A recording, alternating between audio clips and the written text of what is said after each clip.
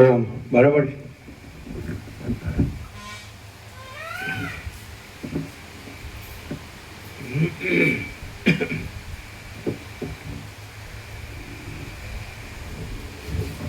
પરમ ચિદાકાશ, પરમ જ્યોતિ, અખંડ જ્યોતિ, મહાચિદાકાશ, સ્વયં પ્રકાશ, સંપૂર્ણ પ્રકાશ,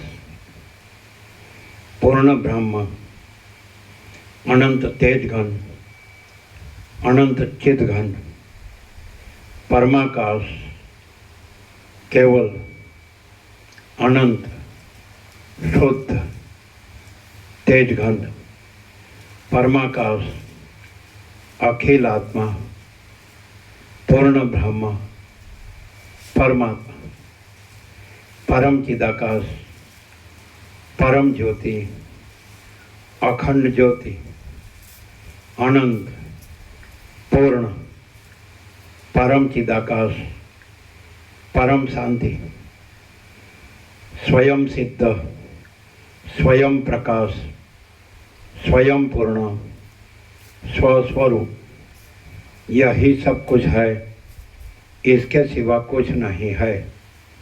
शून्यभास, अनंत कोटि, महाकल्पो है ही नहीं। महाचिदाकाश, स्वयं प्रकाश, संपूर्ण प्रकाश, महाचिदाकाश ज्योति, अनंत, अखंड, अभेद, महाचिदाकाश ज्योति, महातत्व, महासामान्य, महाचिदाकाश, स्वसंवेद्य, सहज निर्विकल्प, महाचिदाकाश, परम कैवल्य, परम शांति, परम चिदाकाश, अनंत, पूर्ण, निरपेक्ष सत, अनंत, संपूर्ण, अपरिघी, निर्भ्रांत, निरपेक्ष, वसिष्ठ राम, निर्वाण, राउंड 39मो राउंड।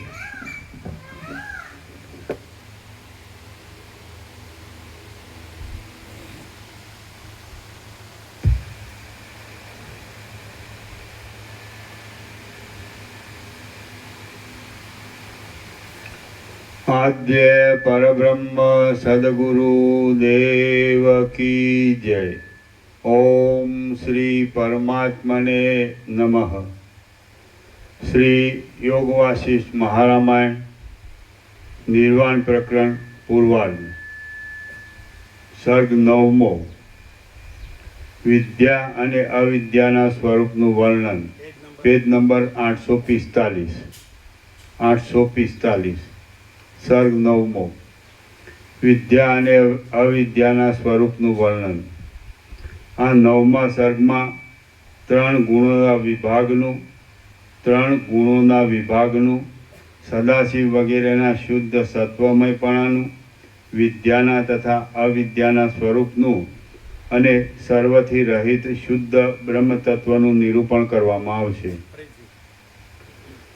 આ 9મા સર્ગમાં ત્રણ ગુણોના વિભાગનું, સદાશિવ વગેરેના શુદ્ધ સત્વમયપણાનું, વિદ્યાના તથા અવિદ્યાના સ્વરૂપનું અને સર્વથી રહિત શુદ્ધ બ્રહ્મતત્વનું નિરૂપણ કરવામાં આવશે। રામ બોલ્યા, હે ગુરુ મહારાજ, વિષ્ણુ તથા શિવ આદિ આકારો કે જેઓને શુદ્ધ અને પરમેશ્વર ગણવામાં આવે છે તેઓ પણ અવિદ્યા રૂપ જ છે એમ આપના મુખથી સાંભળીને મને શંકા થઈ છે કે શુદ્ધ પરમેશ્વર અવિદ્યારૂપ હોય એમ કેમ સંભવે? વશિષ્ઠ બોલ્યા, માયાના કલ્પિત સંબંધને લીધે જે તત્વ સર્વાત્મક માનવામાં આવે છે તેને કોઈ પણ કલ્પિત દ્રશ્યનો આકાર ન આપીએ તો તે તત્વ શાંત જ છે, વાસ્તવિક સત્ય છે, ચૈતન્ય છે, પ્રકાશરૂપ છે અને સઘળી કલ્પનાઓથી રહિત જ છે। જેમ જળમાંથી પેદા થતી જેમ જળમાંથી પેદા થતી જળ રૂપે દેખાતી ચકરી ઉદય પામે છે, તેમ એ બ્રહ્મ તત્વમાંથી પોતાની મેળે જ કલ્પનારૂપ કળા ઉદય પામે છે. એ કળા પ્રથમ સૂક્ષ્મ, પછી મધ્ય અને છેવટ સ્થૂળ એ રીતે 3 પ્રકારે કલ્પવામાં આવે છે. પ્રથમ સૂક્ષ્મ કલ્પાયા પછી તે કળા મન રૂપે કલ્પવામાં આવે છે. ત્યારે મધ્ય એટલે હિરણ્ય ગર્ભરૂપ થઈને રહે છે અને તે પછી વિરાટ રૂપે કલ્પવામાં આવે છે. ત્યારે તે કળા સ્થૂળ એટલે વિરાટ રૂપ થઈને રહે છે. આ રીતે 3 સ્થિતિઓમાં એ એકની એક કળા છે, પણ ભેદથી 3 પ્રકારની કલ્પવામાં આવે છે. એ કળા જ પ્રકૃતિ કહેવાય છે અને તેના સત્વ, રજ તથા તમ એ 3 ધર્મો છે. એ 3 ગુણોરૂપી ધર્મોવાળી જે પ્રકૃતિ છે તેને તમે અવિદ્યા સમજો. એ અવિદ્યા જ જીવના સંસારરૂપ છે અને એ અવિદ્યાનો જે અંત છે તે પરબ્રહ્મ છે. એ અવિદ્યામાં સત્વ, રજ અને તમ નામના જે 3 ગુણો કહ્યા તેમાં એ અવિદ્યાનો જે અંત છે, હા, તે પરબ્રહ્મ છે. એ અવિદ્યા જ જીવના સંસારરૂપ છે અને એ અવિદ્યાનો જે અંત છે તે પરબ્રહ્મ છે. એ અવિદ્યામાં સત્વ, રજ અને તમ નામના જે 3 ગુણો કહ્યા તેમાં સત્વગુણ પણ 3 પ્રકારનો, રજોગુણ પણ 3 પ્રકારનો અને તમોગુણ પણ 3 પ્રકારનો છે. એટલે ગુણોના ભેદને લીધે અવિદ્યાના 9 વિભાગ થાય છે. જે કાંઈ આ દ્રશ્ય છે તે સઘળું એ અવિદ્યાથી જ કલ્પાયેલું છે. તમે એલા 6 જણ કેવી રીતે આવ્યા? 2 ને 4 6 કેવી રીતે?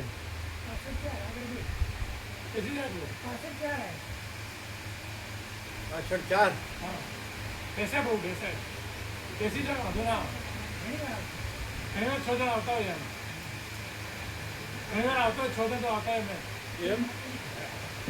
હા. ખરું કર્યું હો.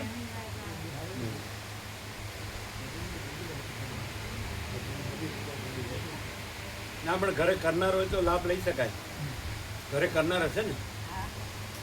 બસ તો પછી આ લોકો તો રોજ આવે જ છે. આ વખતે કાલે કે એક દિવસ કાકા પ્રભુ નહોતા આવ્યા નહીં? કાલે કે પરમ છે નહોતા આવ્યા કે કાલે નહોતા આવ્યા? સવારે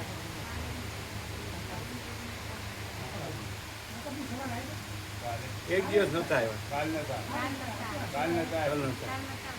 અમારી પાસે હાજરી પત્રક નથી એટલે તો હમણાં બતાડી દીધું. ચાલો કાલ નહોતા આવ્યા સવારે.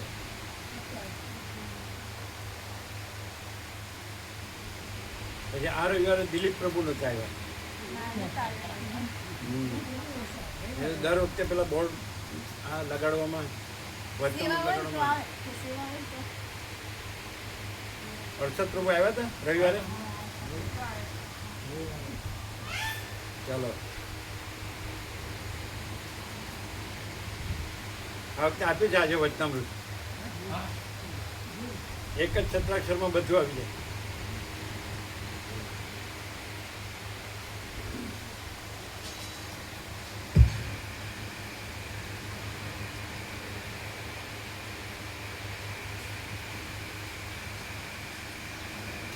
જે કાંઈ આ દ્રશ્ય છે તે સઘળું એ અવિદ્યાથી જ કલ્પાયેલું છે. ઋષિઓ, મુનિઓ, સિદ્ધો, નાગો, વિદ્યાધરો અને દેવતાઓ એ સર્વ અવિદ્યાનો સાત્વિક ભાગ છે એમ તમે સમજો. સાત્વિક ભાગમાં પણ નાગો તથા વિદ્યાધરો એ તમોગુણના સંસર્ગવાળો ભાગ છે. મુનિઓ તથા સિદ્ધો એ રજોગુણના સંસર્ગવાળો ભાગ છે અને સદાશિવાદી દેવતાઓ શુદ્ધ સત્વમય ભાગ છે. શુદ્ધ સત્વમય દેવ યોનિમાં વિષ્ણુ તથા સદાશિવ આદિ દેવતાઓ સ્વાભાવિક બ્રહ્મ વિદ્યાથી પોતાના શુદ્ધ શુદ્ધ સ્વરૂપનું ધ્યાન કરવું વગેરે અપ્રાકૃત ગુણોને લીધે અવિદ્યાના આવરણથી રહિત આત્મપદને સર્વદા પામેલા છે. કૌંસમાં સ્વભાવથી જીવન મુક્ત છે, માટે શુદ્ધ સત્વ કહેવાય છે. હે રામચંદ્રજી, બ્રહ્મા, વિષ્ણુ અને સદાશિવ તેઓ સ્વાભાવિક રીતે જીવન મુક્ત છે, માટે જે પુરુષ તેઓની ઉપાસના કરે છે તે પણ પુનર્જન્મમાં નહીં પડતા જીવન મુક્ત થાય છે. હે મહાબુદ્ધિમાન રામચંદ્રજી, સત્વગુણના શુદ્ધ ભાગરૂપ એ સદાશિવાદી પુરુષો કે જેમના શરીરો જગતની સ્થિતિ પર્યંત રહે છે, તેઓ શરીર રહેતા સુધી જીવન મુક્ત જ રહે છે. શરીરો રહેતા સુધી જીવન મુક્તપણે રહેનારા એ મહાત્મા લોકો કલ્પને અંતે પોતાના શરીરોનો અંત થતાં શુદ્ધ બ્રહ્મરૂપ સ્વભાવમાં રહે છે. આ રીતે અવિદ્યાના શુદ્ધ સત્વ નામના વિભાગ રૂપે વિષ્ણુ આદિ પુરુષો જગતનો પ્રલય થતાં વિદેહ મુક્ત થાય છે. આ જગત જે અવિદ્યારૂપ કાર્ય છે તે પ્રલયમાં અવિદ્યારૂપ કારણ થાય છે, અને જે કારણ છે તે જ આરંભમાં કાર્ય થાય છે. જેમ પાણીમાંથી પરપોટો ઉદય પામે છે, તેમ શુદ્ધ સત્વરૂપ બ્રહ્માદિકમાંથી એ સૃષ્ટિ ઉદય પામે છે. અને જેમ પરપોટો પાછો પાણીમાં લીન થાય છે, તેમ પ્રલયના સમયમાં સૃષ્ટિ પાછી બ્રહ્માદિકમાં લીન થાય છે. જેમ બેપણાની ભાવનાને લીધે જ જળમાં અને તરંગમાં ભિન્નતા છે, તેમ ભેદની ભાવનાને લીધે જ જ્ઞાનમાં અને અજ્ઞાનમાં ભિન્નતા છે. જેમ વાસ્તવિક રીતે જોતા જળ અને તરંગ એક જ છે, તેમ જ્ઞાન અને અજ્ઞાન પણ એક જ છે. બ્રહ્મમાં વિદ્યાપણું કે અવિદ્યાપણું કાંઈ પણ નથી, કેમ કે વિદ્યા અને અવિદ્યા એ બંને માયાની જ વૃત્તિઓ છે. વિદ્યાથી નાશ પામતા અવિદ્યા મિથ્યા ઠરે છે, તો અવિદ્યાનો બાદ કરનારી વિદ્યા પણ મિથ્યા ઠરે છે, કેમ કે બાધ્ય હોય તો જ બાધક હોવાનો સંભવ છે. આમ હોવાને લીધે વિદ્યાની દ્રષ્ટિને તથા અવિદ્યાની દ્રષ્ટિને ત્યજી દેતા જે કાંઈ બાકી રહે છે તે જ છે. હે રામચંદ્રજી, વિદ્યા કે અવિદ્યા કાંઈ નથી, માટે અવશેષ રહેલ ચૈતન્ય માત્રમાં જ દ્રઢ નિષ્ઠા રાખો. અવિદ્યા પણ નથી અને વિદ્યા પણ નથી, માટે એની કલ્પના રાખવી નકામી જ છે. જેમાં પોતાથી જુદું કોઈ વસ્તુ પણ નથી, જેમાં પોતાથી જુદી કોઈ વસ્તુ પણ નથી, એવો કોઈક પદાર્થ છે કે જે ચૈતન્ય અને જ્ઞાન કહેવાય છે. એ જ પદાર્થ ખરી રીતે જાણવામાં ન આવ્યો હોય ત્યાં સુધી તે જ અવિદ્યા કહેવાય છે, અને તે જાણવામાં આવે ત્યારે અવિદ્યાનો બાદ એ નામથી કહેવાય છે. વિદ્યા નહીં હોવાને લીધે અવિદ્યા નામની કલ્પના પણ મિથ્યા જ ઉદય પામે છે. મનમાં વિદ્યા અને અવિદ્યા કે જેઓ છાયા અને તડકાની પેટે પરસ્પરથી વિરુદ્ધ છે, તેમાંથી અવિદ્યા બાધિત થઈને ચૈતન્યમાં લીન થાય છે, ત્યારે એ બંને કલ્પનાઓ ક્ષય પામે છે. હે રામચંદ્રજી, એ બંને કલ્પનાઓ ક્ષીણ થઈ જતાં વિદ્યાનું આનંદરૂપે પૂર્ણ પ્રકટ થયેલું સર્વથી નિરાળું ફળ અવશેષ રહે છે. આ રીતે અવિદ્યાનો પક્ષ મિથ્યા ઠરતા વિદ્યાનો પક્ષ પણ મિથ્યા જ ઠરે છે. જે અવશેષ રહે છે તે સર્વના બાદરૂપ હોવાથી કાંઈ નથી એમ પણ કહી શકાય છે, અને સદરૂપ હોવાને લીધે કાંઈક છે એમ પણ કહી શકાય છે. એ તત્વમાં જ સઘળું જોવામાં આવે છે, અને અપવાદની દ્રષ્ટિ કરતાં એ તત્વમાં કાંઈ પણ જોવામાં આવતું નથી. જેમ વડના બીજમાં પાંદડા તથા ફળ ઇત્યાદિ સહિત આખો વડ રહેલો છે, તેમ બ્રહ્મમાં અધ્યારોપની દ્રષ્ટિ કરતાં આ સઘળું જગત રહેલું છે. એના નીચે ટિપ્પણી છે. અધ્યારૂપ એટલે દોરડામાં સર્પની ભ્રાંતિ રૂપે જે ઉલટી નજર કરવી તે. જેમ વડના બીજમાં પાંદડા તથા ફળ ઇત્યાદિ સહિત આખો વડ રહેલો છે, તેમ બ્રહ્મમાં અધ્યારોપની દ્રષ્ટિ કરતાં આ સઘળું જગત રહેલું છે. એ બ્રહ્મ તત્વ સઘળી શક્તિઓવાળું છે, સઘળી શક્તિઓના ડાબલા રૂપ છે, આકાશ કરતાં પણ અધિક શૂન્ય છે અને ચૈતન્ય રૂપ હોવાને લીધે શૂન્ય પણ નથી. જેમ સૂર્યકાંત નામના મણીમાં અગ્નિ રહ્યો છે અને જેમ દૂધમાં ઘી રહેલું છે, તેમ એ બ્રહ્મ તત્વમાં આ સઘળું જગત રહ્યું છે. દેશના તથા કાળના ક્રમનો ઉદય થાય છે ત્યારે જેમ અગ્નિમાંથી તણખાઓ નીકળે છે અને સૂર્યમાંથી કિરણો નીકળે છે, તેમ ચકચકિત થયેલા એ બ્રહ્મરૂપ ચૈતન્યમાંથી જીવોરૂપ ચૈતન્યો નીકળે છે. જેમ સમુદ્ર તરંગોના ભંડારરૂપ છે અને નિર્મળ મણિ પ્રભાવના ભંડારરૂપ છે, તેમ બ્રહ્મ અનંત જીવોના ભંડારરૂપ છે. બહારના તથા અંદરના પદાર્થો સહિત આ સઘળું જગત બ્રહ્મમાં જ છે. કેમ કે જગતની સત્તા બ્રહ્મની સત્તાને અધીન છે. જેમ ઘડાઓનો નાશ થતાં આકાશનો નાશ થતો નથી, તેમ ઉપાધિઓનો વિનાશ થતાં બ્રહ્મનો વિનાશ થતો જ નથી. બ્રહ્મ સર્વદા અવિનાશી જ છે. જેમ લોઢાના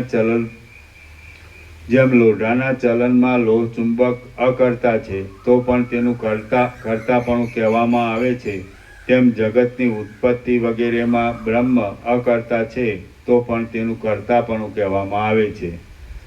જેમ લોઢું જડ હોવા છતાં પણ લોહ ચુંબકના સાનિધ્ય માત્રથી ચલાયમાન થાય છે, તેમ આ દેહ જડ હોવા છતાં પણ આત્માની સત્તાથી ક્રિયાઓ કરે છે. આકાશ કરતાં પણ અધિક નિરાકારપણાવાળા અને જગતના મુખ્ય બીજરૂપ એ બ્રહ્મ તત્વમાં આ જગત જલમય ચપળ તરંગોની જાળની પેઠે પૂર્વની વાસનાઓથી થયેલી ઉત્તરોત્તર કલ્પનાઓથી રહેલું છે. એ તત્વ જાણવામાં આવતા તેમાં બીજું કાંઈ પણ પ્રતીત થતું નથી. શ્રી યોગ વાસિષ્ઠ મહારામાયણમાં નિર્વાણ પ્રકરણના પૂર્વાર્ધનો વિદ્યા નિરાકરણ નામનો સર્ગ 9મો સમાપ્ત. સર્ગ 10મો સ્થાવર જીવનું વર્ણન અને મોક્ષ પ્રાપ્તિના ઉપાયનું નિરૂપણ. આ 10મા સર્ગમાં અવિદ્યાના બંધથી ભ્રમણ, સ્થાવરોમાં મનની સ્થિતિ અને બુદ્ધિપૂર્વક વિચાર કરવાથી મોક્ષની પ્રાપ્તિ એનું નિરૂપણ કરવામાં આવશે. વશિષ્ઠ બોલ્યા, હે રામચંદ્રજી, એ પ્રમાણે છે એટલા માટે સ્થાવર જંગમ કાંઈ પણ છે નહીં અને કાંઈ પણ થયું નથી, પરંતુ કેવળ તુચ્છ જ છે એમ સમજો. પરંતુ કેવળ તુચ્છ જ છે. તુચ્છ. વાંચો.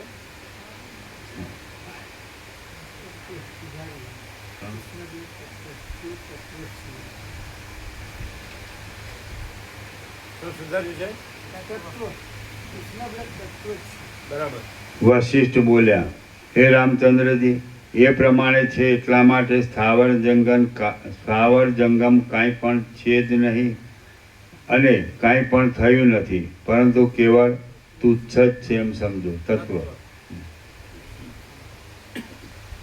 Painting mistake.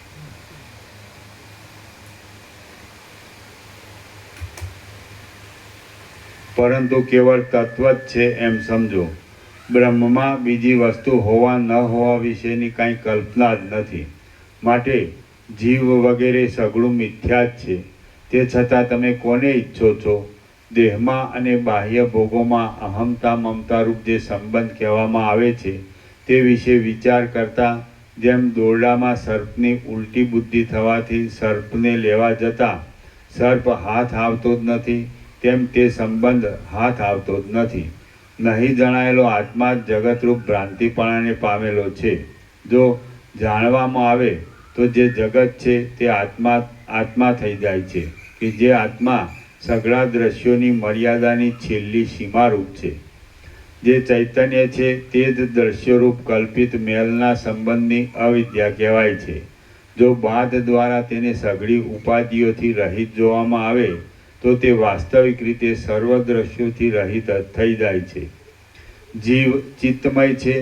જેમ ઘડામાં રહેલું આકાશ ફૂટી જતાં મહાઆકાશમાં ભળી જાય છે, તેમ જીવ અંતઃકરણ સાથે રહે છે, પરંતુ અંતઃકરણનો નાશ થતાં ચૈતન્યમાં એકરૂપ થાય છે.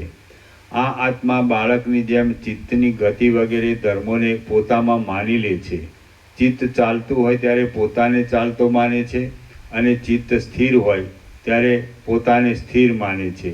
એટલે એ આત્મા એ રીતે ભમતા ચિત્તને જ વ્યાકુળ થયેલું પોતાનું રૂપ માની લે છે. ચિત્તરૂપ ઉપાધિમાં પડેલો જીવ કોશેટાના જીવડાની પેઠે વાસનાઓરૂપી તંતુઓથી પોતાને જ બાંધ્યા કરે છે અને મૂર્ખપણાને લીધે ચેતતો નથી. રામ બોલ્યા, હે ગુરુ મહારાજ, સ્થાવર આદિ શરીરોને પ્રાપ્ત થયેલું અજ્ઞાન તો અત્યંત ગાઢ હોય છે. માટે તે શરીરોમાં જીવ ચૈતન્યની અથવા તો ચિત્તની સ્થિતિ કેવા પ્રકારની હોય છે?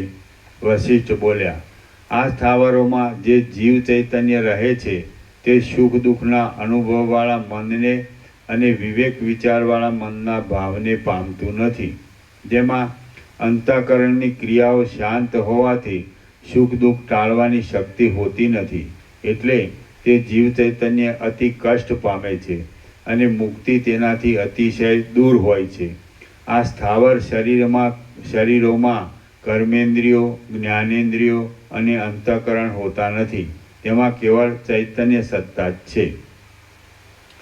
રામ બોલ્યા, હે વિદ્વાનોમાં શ્રેષ્ઠ ગુરુ મહારાજ, સઘળા વ્યાપારોથી રહિત થઈને સ્થાવર શરીરોમાં કેવળ સત્તા માત્રથી ચૈતન્ય રહેલું હોય તો યોગીઓની પેઠે સ્થાવર જીવોને તુરત જ વાસનાઓનો ક્ષય અને મનનો નાશ થવાનો સંભવ છે. માટે હું તો ધારું છું કે તેઓની મુક્તિ સમીપમાં જ રહેલી છે. તે છતાં આપ એથી વિરુદ્ધ કેમ કહો છો?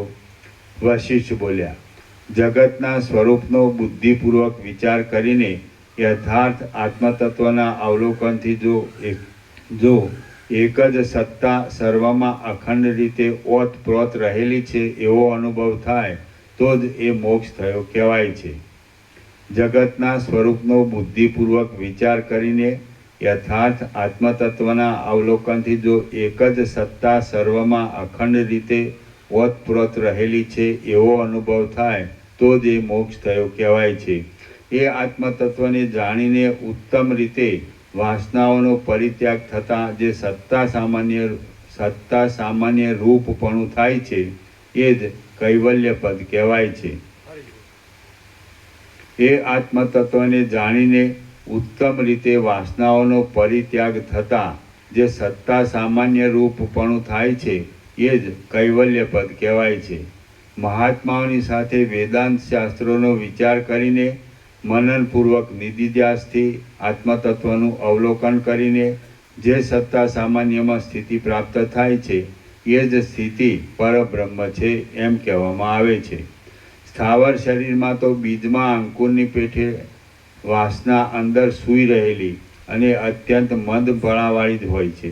માટે તેઓની સ્થિતિ તો ગાઢ નિદ્રા જેવી જ હોવાથી પુનર્જન્મ આપનાર છે એમ સમજો. જેની અંદર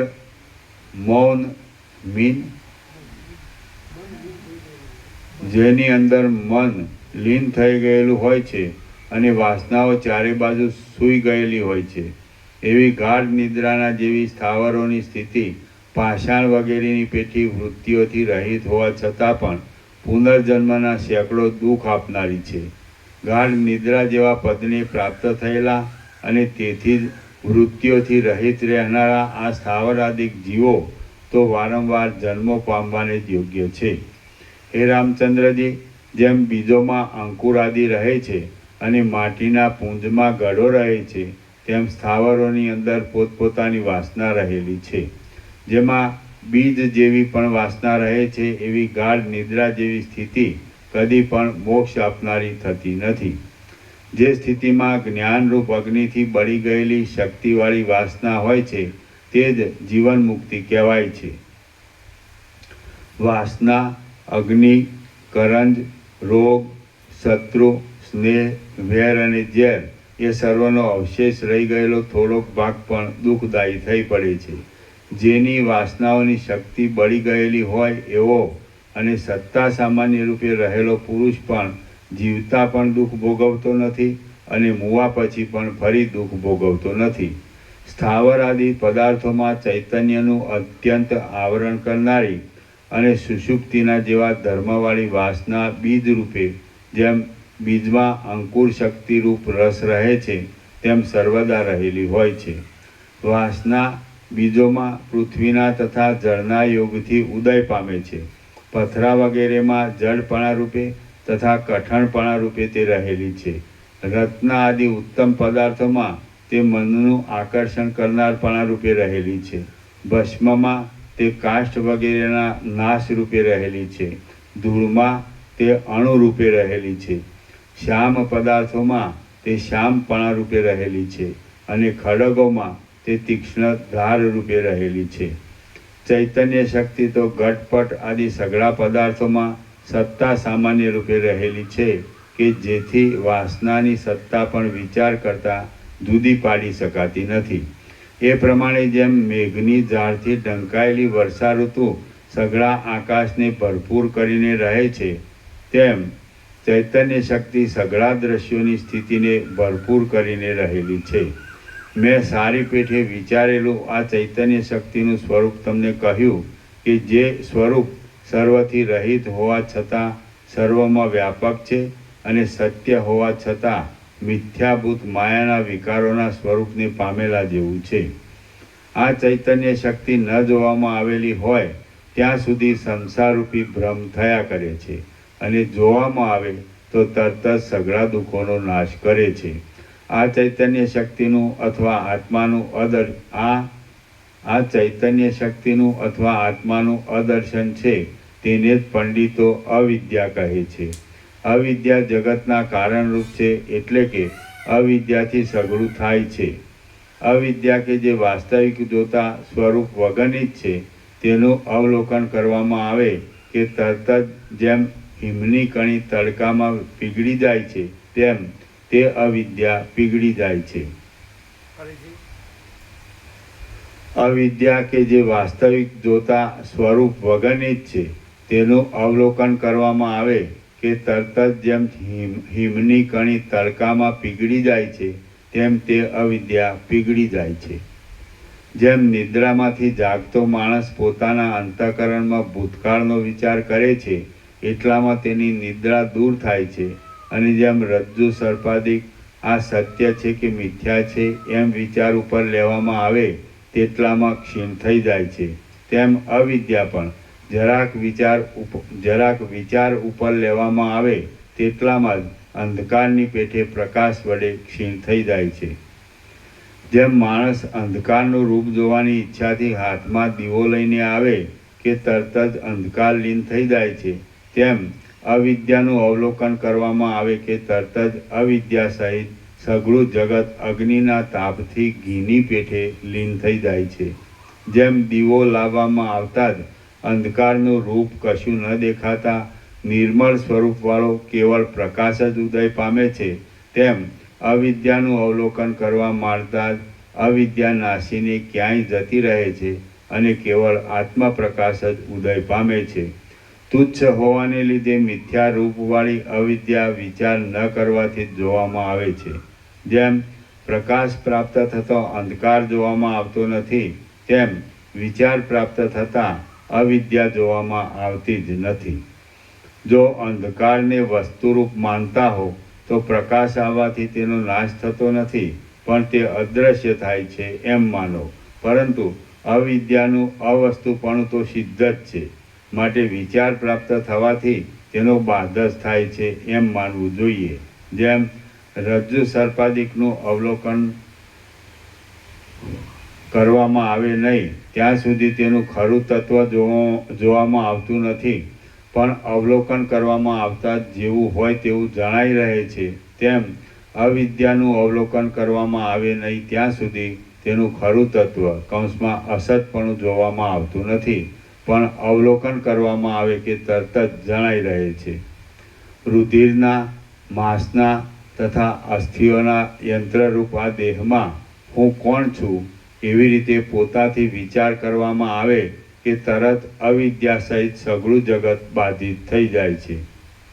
સઘળું દ્રશ્યરૂપ જગત કે જે આદિમાં તથા અંતમાં અસત છે તેનો હૃદયથી ત્યાગ કરવામાં આવતા ચિદાત્મા જ અવશેષ રહે છે. કેમ કે અધ્યસ્થ વસ્તુનો બાદ અધિષ્ઠાનથી જુદો હોતો નથી. અધ્યસ્થના નીચે ટિપ્પણી છે. સર્પ અને દોરડામાં દોરડું એ અધિષ્ઠાન છે, આધાર છે, અને તે આધારથી જ દેખાતો સર્પ અધ્યસ્થ છે. તેવી રીતે આ બ્રહ્મ અધિષ્ઠાન છે અને જગત અધ્યસ્થ છે. સઘળું દ્રશ્યરૂપ જગત કે જે આદિમાં તથા અંતમાં અસત છે, તેનો હૃદયથી ત્યાગ કરવામાં આવતા ચિદાત્મા જ અવશેષ રહે છે. કેમ કે અધ્યસ્થ વસ્તુનો બાદ અધિષ્ઠાનથી જુદો હોતો નથી. જો એને બાદ રૂપે જોઈએ તો કાંઈ રહેતું નથી, અને અધિષ્ઠાન રૂપે જોઈએ તો તે અવિનાશી બ્રહ્મ જ છે. બાદ કે જેથી અવિદ્યા ટળી જાય છે તે જ વસ્તુ છે, અને તે જ સ્વરૂપપણાથી ગ્રાહ્ય છે. માયાનું અથવા અવિદ્યાનું મિથ્યાપણું માયા તથા અવિદ્યા એ નામને લીધે જણાઈ રહે છે. જેમ જીભ ઉપર આવેલા પદાર્થનો સ્વાદ જીભથી જ જણાય છે, તેમ માયાનું અથવા અવિદ્યાનું મિથ્યાપણું તેઓના નામો ઉપરથી જ જણાય છે. અવિદ્યા ક્યાંય છે જ નહીં, અવિદ્યા ક્યાંય છે જ નહીં, પણ જે છે તે અખંડિત બ્રહ્મ જ છે, કે જે બ્રહ્મથી અનંત સારી નરસી કલ્પનાઓવાળું સઘળું જગત વ્યાપ્ત છે. આ જગત બ્રહ્મ નથી એવો નિશ્ચય એ જ અવિદ્યાનું સ્વરૂપ છે, અને જે જગત છે તે બ્રહ્મ છે એવો જે નિશ્ચય તે જ અવિદ્યાનો ક્ષય છે.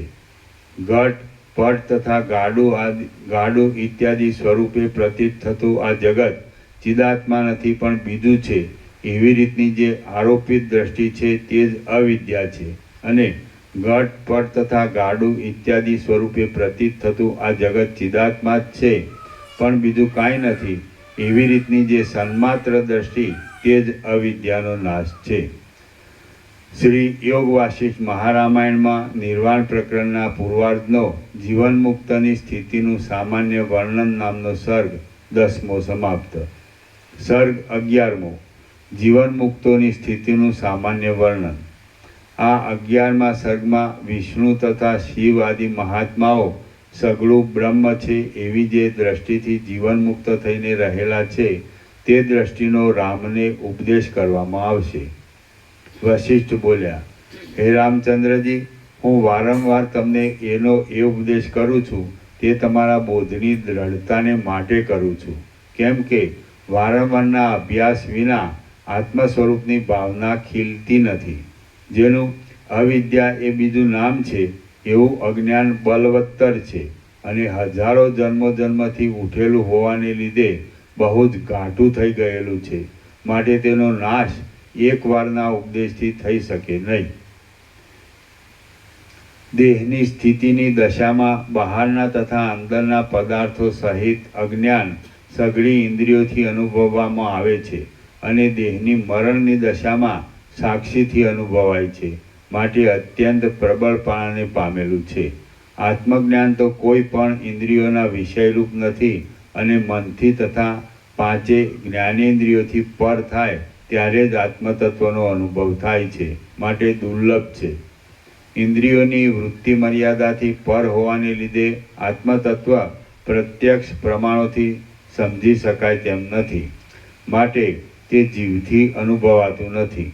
હે રામચંદ્રજી, તમે હૃદયરૂપી ઝાડમાં ઉગેલી આ અવિદ્યારૂપી લતાને જ્ઞાનના અભ્યાસના ખડગોના ઘાથી કાપી નાખો, કે જેનાથી સ્વરૂપની પ્રાપ્તિ થાય. જે કંઈ જાણવાનું છે તેને જાણી ચૂકેલો જનક રાજા જે રીતે વિહાર કરે છે તે રીતે તમે પણ આત્મજ્ઞાનના અભ્યાસમાં તત્પર રહીને વિહાર કરો. વ્યવહારમાં અને સમાધિમાં પણ પોતાના આત્મતત્વમાં લીન રહીને જ વિહાર કર્યા કરતાં એ જનક રાજાને જાગ્રત આદિ સઘળી અવસ્થાઓમાં બ્રહ્મતત્વનો પાકો નિશ્ચય થઈ ગયો છે. બીજા વિદ્વાનો પણ એવા જ નિશ્ચયથી બ્રહ્મરૂપ થયા છે.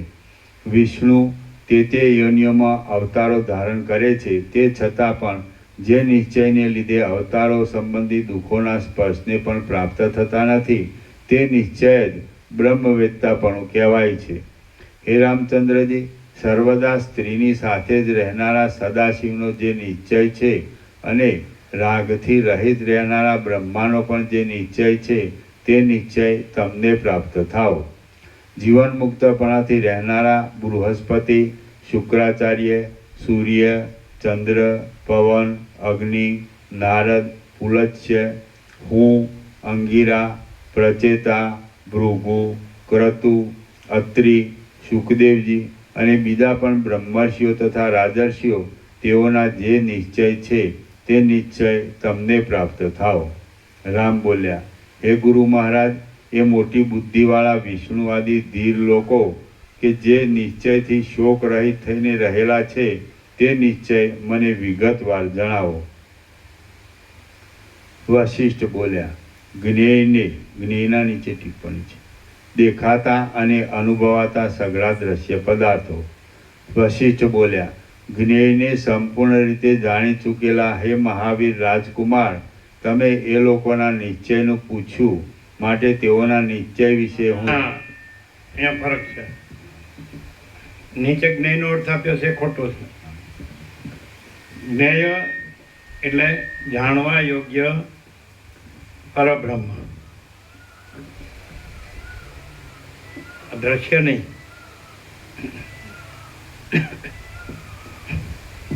પરબ્રહ્મ કયો, ચિદાકાશ કયો.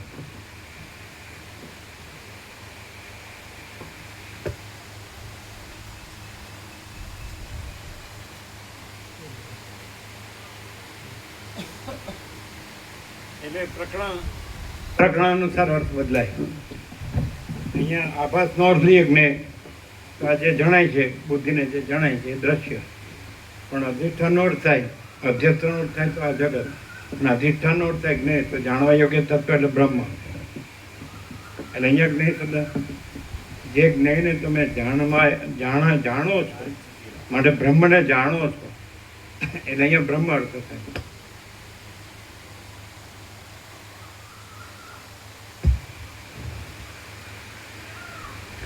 જાણવા યોગ્ય પરબ્રહ્મ. એટલે કે જ્ઞાની છે એ બ્રહ્મને જાણે છે, આ બધું છે એ બ્રહ્મ છે એવી રીતે જાણે, તત્વને, અધિષ્ઠાનને. અને અજ્ઞાની છે એ આ બધું જગત છે એમ જાણે છે. એટલે બે શબ્દ બે બાજુ વપરાય. અજ્ઞાની જાણતો હોય તો અધ્યસ્થ અને આ કલ્પિત જે બધું આભાસ માત્ર, સ્વપ્ન જેવું, ઝાંઝવાણા જળ જેવું જગત, તો એને એનું જ્ઞેય જગત, અજ્ઞાનીનું જ્ઞેય જગત, જ્ઞાનીનું જ્ઞેય બ્રહ્મ. ક્લિયર?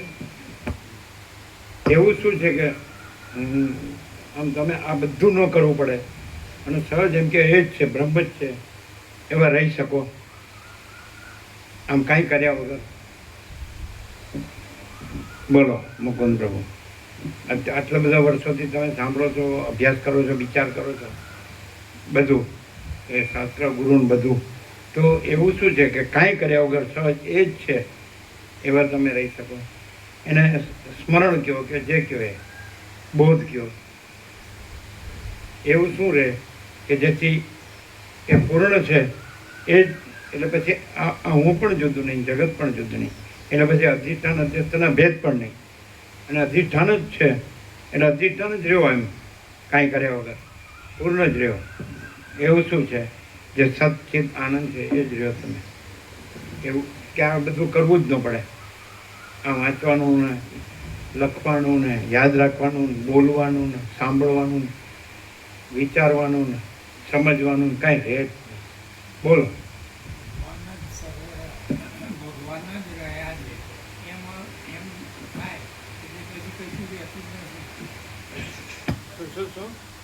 ભગવાન જ સર્વ રહ્યા છે. હા, ફરીથી બોલજો. ના ના, તમે બોલો. ભગવાન જ સર્વ રહ્યા છે, તો કશું કરવાનું રહેતું જ નથી. હા બોલો, માઇકમાં બોલો. ભગવાન જ સર્વ રહ્યા છે તો કશું કરવાનું રહેતું જ નથી. તો પાછું એ તો નથી બોલ્યા. તો બોલ્યા, ભગવાન જ સર્વ રહ્યા છે, તો કંઈ કરવાનું રહેતું તો બોલ્યા જ ને, તો હાલે બોલ્યા.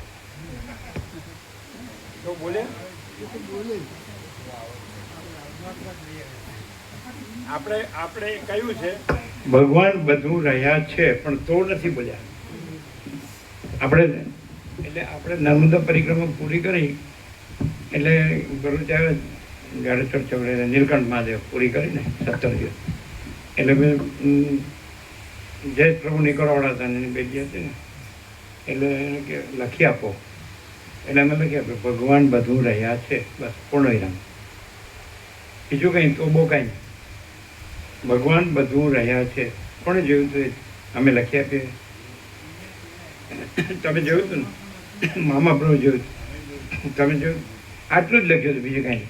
એટલે એને એમ કે બધો સાર આવી જશે. 17 દિવસ નર્મદા પરિક્રમા કરી એટલે શું બાકી રહ્યું? તો અમે લખ્યું ભગવાન બધું રહ્યા છે, પૂર્ણ વિરામ. પછી તો આવે જ નહીં. ભગવાનમાં તો ક્યાં? ભગવાન એટલે ભગવાન. એવું લખ્યા કે એટલે પોઈન્ટ તો બરાબર. તમે શું કહો? બોલો. એટલે અમે કહીએ કે મુકુંદ પ્રભુ કે એ નહીં કહેવાનું. તમને જેનાથી આમ સહજ એમ કે જે કહેતા હોય બ્રહ્મ કહો કે પૂર્ણ કહો કે જે કહેતા હોય, શબ્દ નથી, શબ્દ વિચારવાની શબ્દ જ નથી, પણ પૂર્ણ અનુભવ જ પૂર્ણ એમ, પૂર્ણ જ પૂર્ણ એમ. તો શું રહે? તો તમે એમ લાગે કે કાંઈ કર્યા વગર અને આ કાંઈ કરવું ન પડે. આટલી બધી જહેમત ઉઠાવો છો એ ઉઠાવવી ન પડે. જહેમત બોલો. ભલે એને સ્મરણ કહો કે જે કાંઈ કહો, એટલે યાદ ન રાખવું પડે, ભૂલવું ન પડે. હા શું? બ્રહ્મ જ એવું પ્રકાશી છે, એટલે બ્રહ્મ જ છે. શું? બ્રહ્મ જ આ દ્રશ્ય રૂપે પ્રકાશી છે, એટલે બ્રહ્મ જ છે, દ્રશ્ય નથી. બ્રહ્મ જ એવું પ્રકાશ જે ભાષે છે, બ્રહ્મ જ. બ્રહ્મ જ કલ્પનાથી દ્રશ્ય રૂપે ભાષે છે, હું ને જગત. પણ એ બ્રહ્મ જ છે, હું જગત નથી.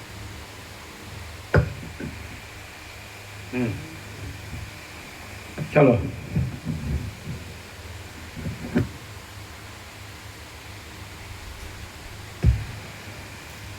કારણ કે આપણે શબ્દથી બરાબર છે. અનુભવમાં શું આવે? બ્રહ્મ તો શબ્દ છે, એટલે પછી અનુભવમાં શું રહે? આકાશ જો આખો અનંત ચૈતન્ય પ્રકાશ. એ પણ શબ્દ છે, એટલે એમાં શું હોય? આમ પરમ શાંતિ. પરમ શાંતિ. એ મેઇન છે. આપણે બીજું શબ્દો જ રહે. આપણે બ્રહ્મ કહીએ અને આકાશ જેવું ને બધું એ શબ્દો છે, પણ એમાં શું છે? સમજાય? શું કહે છે મામા પ્રભુ?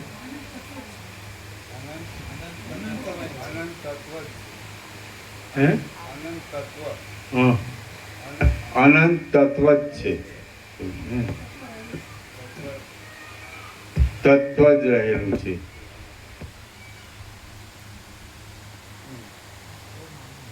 પણ આપણે તત્વ બોલીએ એટલે તત્વ આપણે બૌદ્ધિક સમજ છે આપણી, એક અનંત તત્વ જ છે. પણ અનુભૂતિમાં શું આવે? આપણે એમ કહીએ કે પાણી જ છે અને પાણીથી તરસ છીપે છે, તો એ શબ્દ રહ્યો. તરસ છીપવી એ અનુભૂતિ કહેવાય. અન્નથી ભૂખ શમે છે સુધા, એ શબ્દ કહેવાય. પણ આપણે અમીનો ઓડ કરાવીએ છીએ ધરાઈને જમીએ એટલે આપણે અમૃત જેવું ભોજન હોય એટલે આમ અમી નોટ કરાવી દે, તો એ અનુભૂતિ એ ફલશ્રુતિ કહેવાય. આપણે તત્વ કહીએ તો એ આપણી શાબ્દિક અને બૌદ્ધિક સમજ કહેવાય. બ્રહ્મ કહીએ તો શાબ્દિક ને બૌદ્ધિક સમજ કહેવાય. સમજાય છે કે નહીં? પણ જે આત્માની સાચી શાંતિ છે એની ફલશ્રુતિ છે અનુભૂતિ. એમ બધા શબ્દો તમે યાદ રાખીને બોલી શકો, તો એ ફલશ્રુતિ નથી, અનુભૂતિ નથી. ખ્યાલ આવ્યો મુકુંદ? અને શાંતિ જ ફળશ્રુતિ છે. શાંતિ જ ફળશ્રુતિ છે. હા, આત્માની સાચી શાંતિ. શાંતિ એટલે મારે કરોડો જોતા હતા ને મને કરોડો મળ્યા અને મને શાંતિ થઈ. પાસમાં નહીં. ભાષમાં નહીં. પરિસ્થિતિની શાંતિ. હે? પરિસ્થિતિની શાંતિ. અમુક થઈ ગયું એટલે आत्मा की सच्ची शांति के लिए क्या करना चाहिए? तो वशिष्ठ प्रकाश सरल श्रवण अखंड पूर्ण तत्व बोध में ही रहना चाहिए. એટલે आत्मा की सच्ची शांति है ही અને भ्रांति है ही नहीं, वो क्लियर हो जाता है. વસિત પ્રકાશ સરળ શ્રવણ અખંડ પૂર્ણ તત્વ. અખંડ પૂર્ણ તત્વ જ અખંડ પૂર્ણ તત્વ બોધ. સમજાય છે કે નહીં? અખંડ પૂર્ણ તત્વ જ અખંડ પૂર્ણ તત્વ બોધ. અને તત્વ મહાચિદાકાશ પરમાકાશ પૂર્ણ બ્રહ્મ. આપણે તત્વ બોલીએ તો પણ ખુલ્લું ન થાય કે શું? તો તત્વ મહાચિદાકાશ પરમાકાશ પૂર્ણ બ્રહ્મ. અનંત બોલીએ પણ અનંત શું? તો મહાચિદાકાશ પરમાકાશ પૂર્ણ બ્રહ્મ. સમજે? પછી મહાચિદાકાશ અનંત સંપૂર્ણ સત્તા પ્રકાશ. મહાચિદાકાશ અનંત સંપૂર્ણ નિરપેક્ષ સત. મહાચિદાકાશ અનંત સંપૂર્ણ મહાકૈવલ્ય. મહાચિદાકાશ અનંત સંપૂર્ણ મહાસામાન્ય. મહાચિદાકાશ અનંત સંપૂર્ણ એકરૂપતા. આખો અનંત સંપૂર્ણ અનુભવ જ અનુભવ. આખો અનંત સંપૂર્ણ અનુભવ જ અનુભવ. અને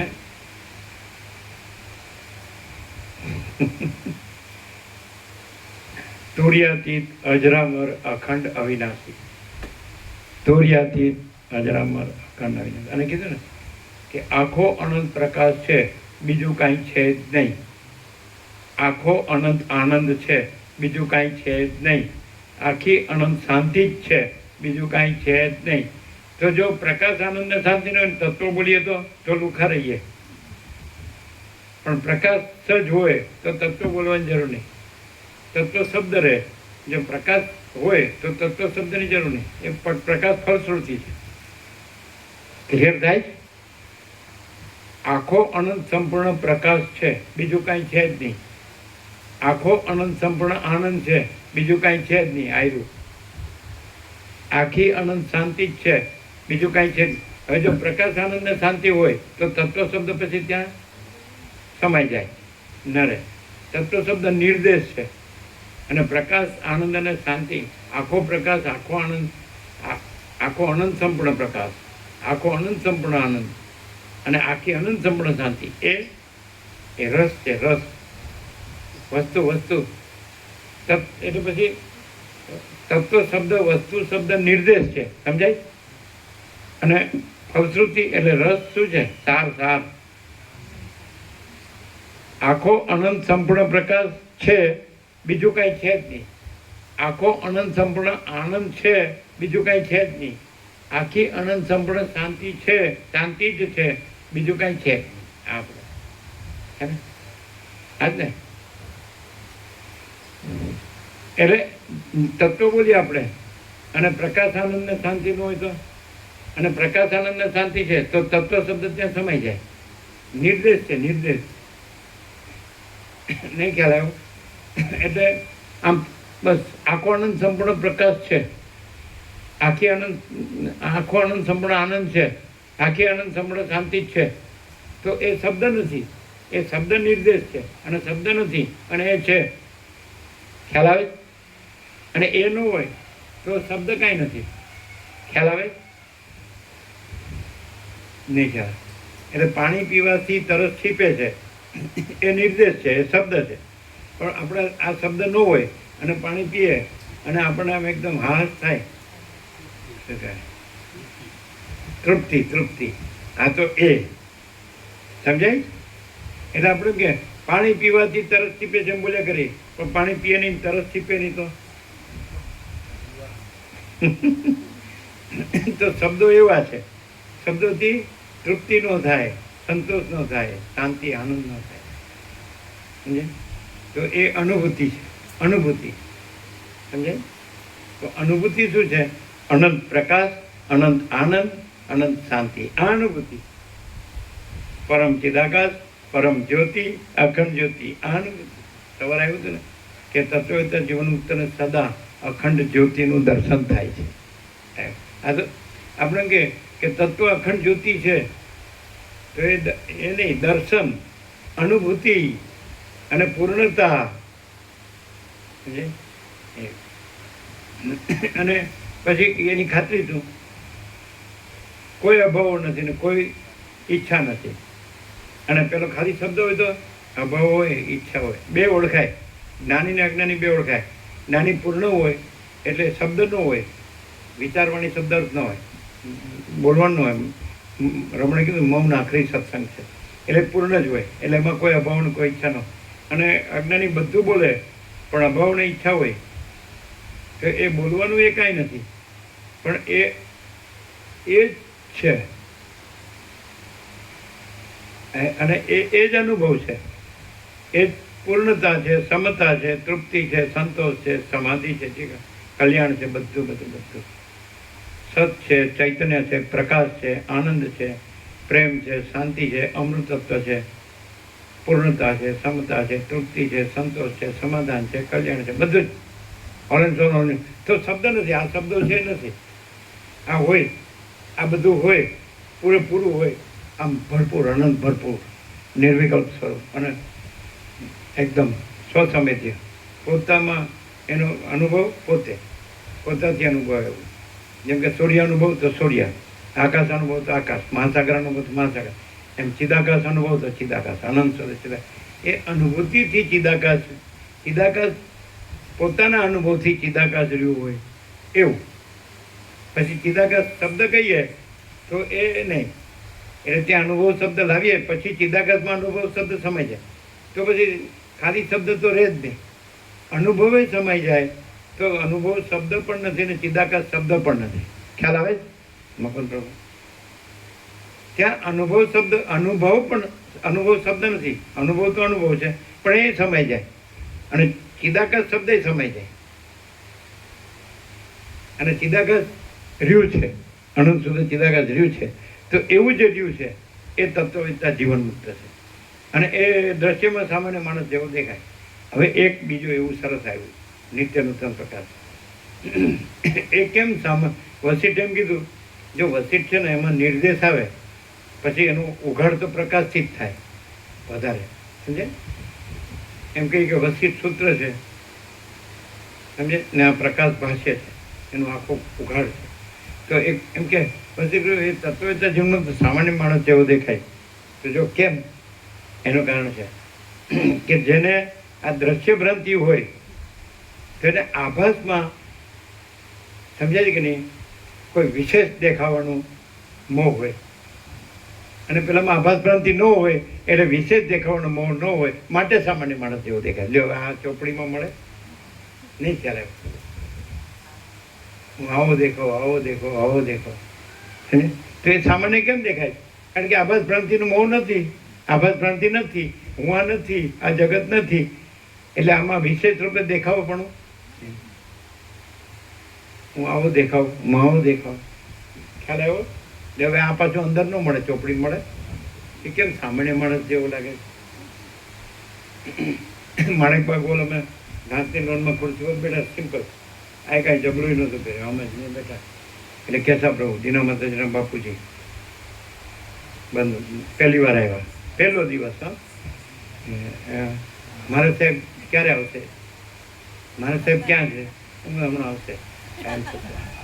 એટલે એમ કે આ આસિસ્ટન્ટ છે એમ, સમજે? આસિસ્ટન્ટ સિમ્પલ હોય ને, પહેલાનો રોપ કહેવાય ને, રૂઆબ શું કહેવાય?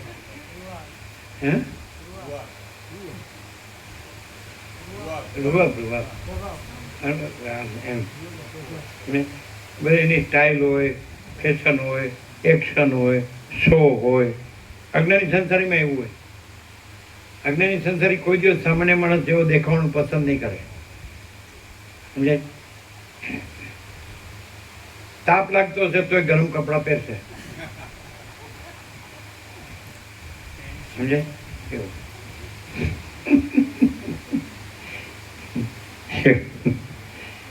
એટલે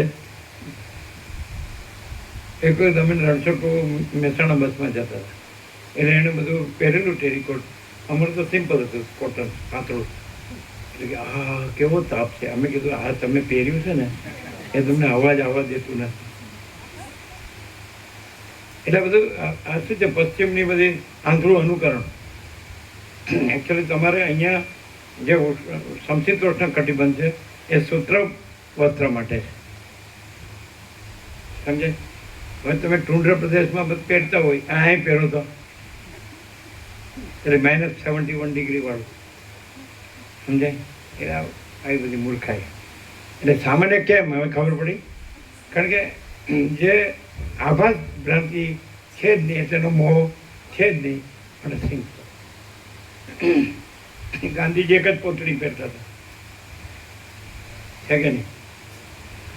અને પોતે સિવેલ ખાધી રેટિયાથી પોતે કાંતેલું અને એનું સિવેલ.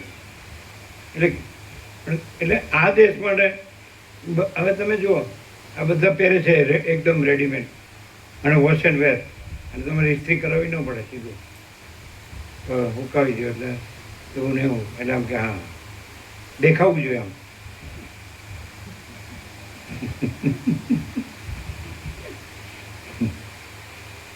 હવે જો સાદું પહેરે તેમ આ કેવો માણસ છે, પેલો સાહેબ જેવો ન લાગે, શેઠ જેવો. સમજે?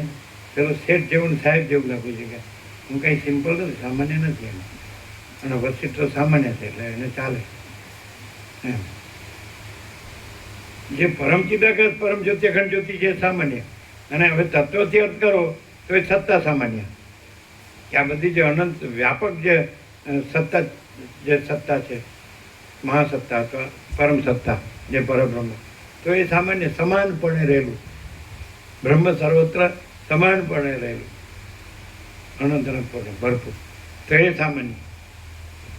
જેમ કે મહાસાગરમાં જળ સામાન્ય છે, સમજે? એટલે મહાચિદાકાશમાં ચૈતન્ય સામાન્ય છે, મહાસામાન્ય. એમે અર્થ લેવાય. અને અધ્યક્ષથી પણ અર્થ લેવાય કે સામાન્ય, કારણ કે વિશેષ કાંઈ નથી માટે સામાન્ય. અને સ્વરૂપથી લ્યો તો એ સમાન છે માટે સામાન્ય.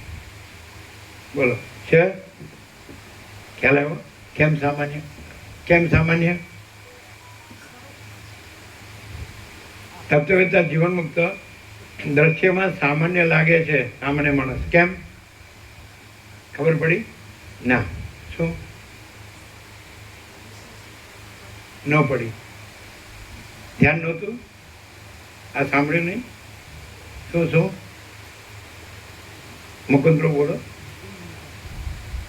દ્રશ્ય છે જ નહીં, એટલે સામાન્ય સત્તા સામાન્ય તો રહેલું છે, એ સામાન્ય માણસ જેવું નહીં. એટલે સામાન્ય માણસ જેવો જે દ્રશ્ય ભ્રાંતિ વળન લાગે છે એવું નહીં, પણ એ સત્તા સામાન્ય રહેલો છે, અનંત વ્યાપક ચૈતન્ય.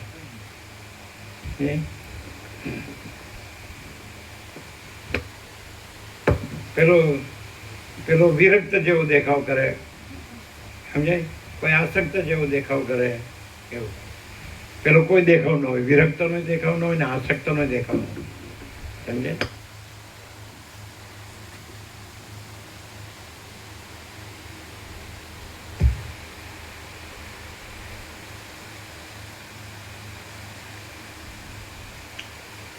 વશિષ્ઠ બોલ્યા, જ્ઞેયને સંપૂર્ણ રીતે જાણી ચૂકેલા હે મહાવીર રાજકુમાર, તમે એ લોકોના નિશ્ચયનું પૂછ્યું, માટે તેઓના નિશ્ચય વિશે હું સ્પષ્ટ રીતે કહું છું, તે તમે સાંભળો. એ લોકોનો નિશ્ચય આ પ્રમાણે છે. જે કાંઈ અતિ મોટા વિસ્તારવાળી આ જગતરૂપ ઝાડ જોવામાં આવે છે તે સગળું નિર્મળ બ્રહ્મ જ છે, એમાં કશો સંશય નથી. જે ચૈતન્ય છે તે બ્રહ્મ છે, જે બ્રહ્માંડ છે તે બ્રહ્મ છે, જે પ્રાણીઓના સમૂહો છે તે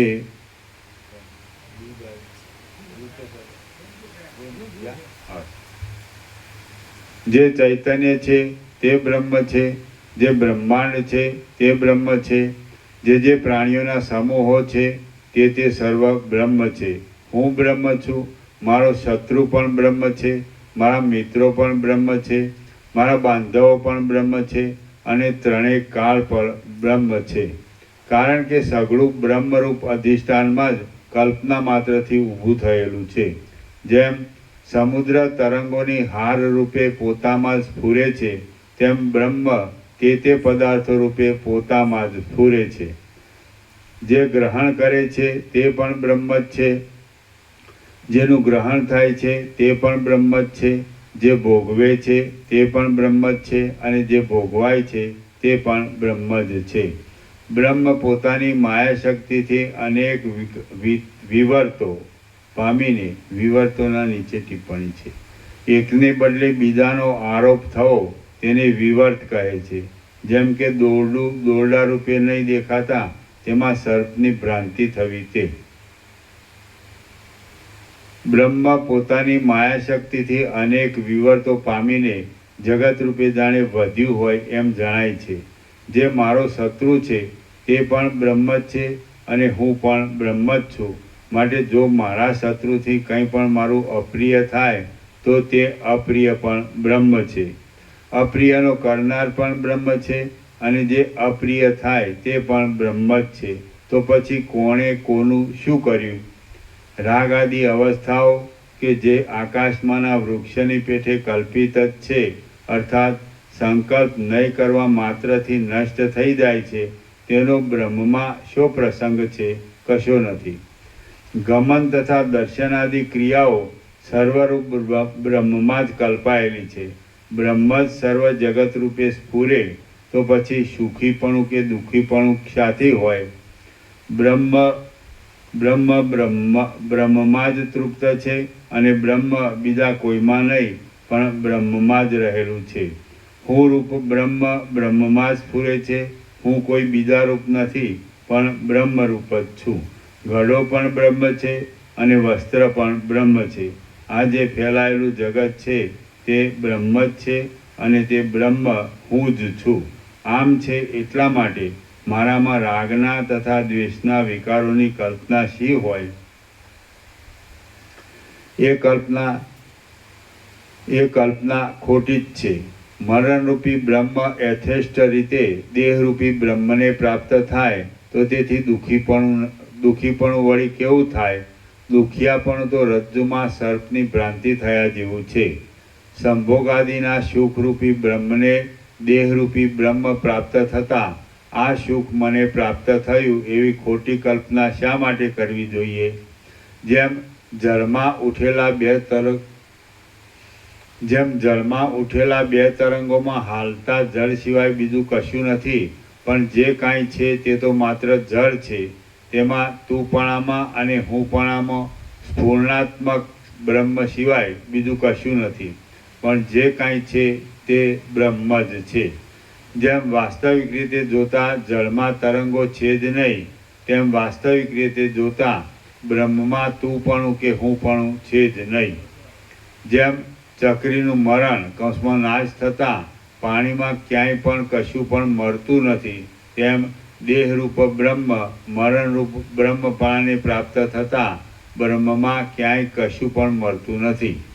જેમ ચંચળ થયેલા જળમાં તરંગપણું કે અતરંગપણું છે જ નહીં, તેમ જળ તથા અજળ રૂપે સ્ફુરણ પામેલા બ્રહ્મમાં તુંપણું કે હુંપણું છે જ નહીં.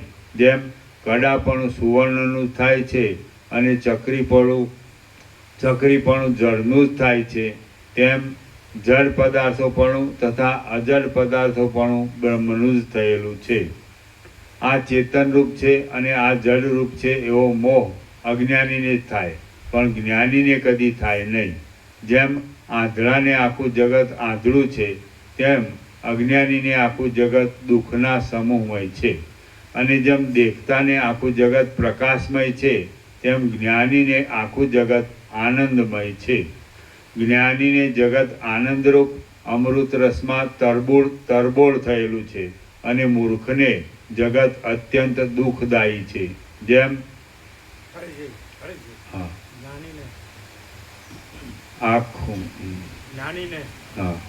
જ્ઞાનીને આખું જગત આનંદમય છે.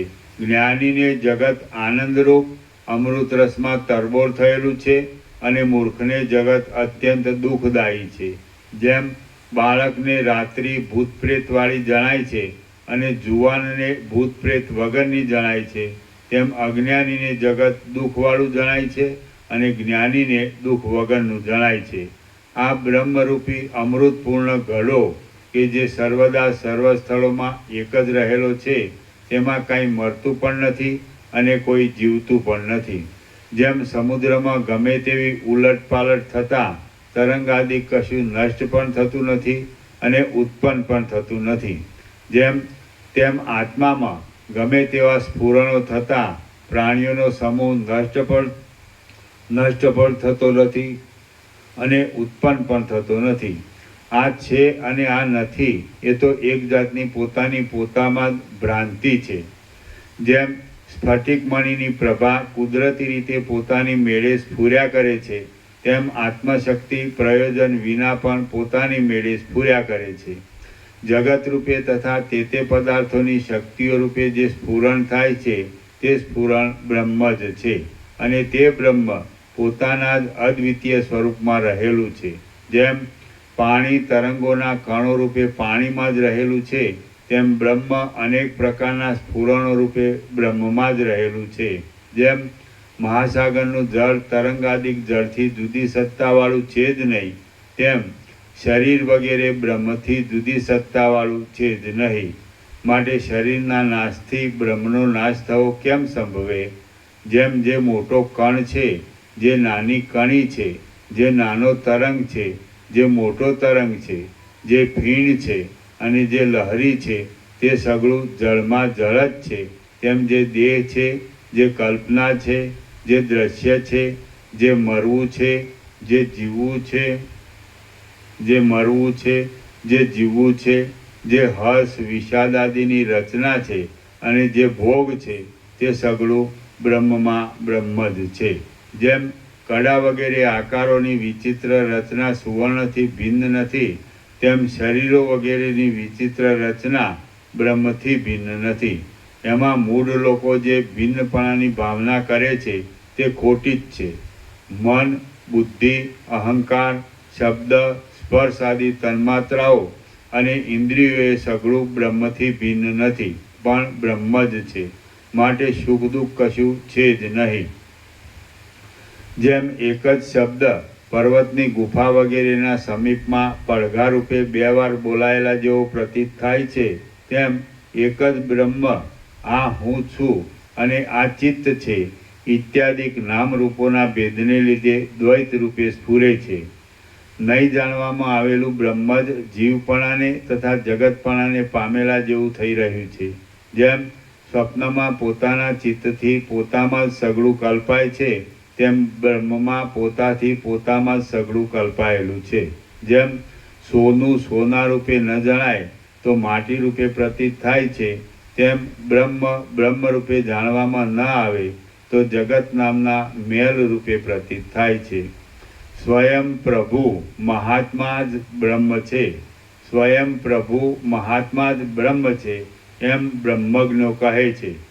અને તે જ બ્રહ્મ અજ્ઞાત હોય તો અજ્ઞાનીઓનું અજ્ઞાન કહેવાય છે.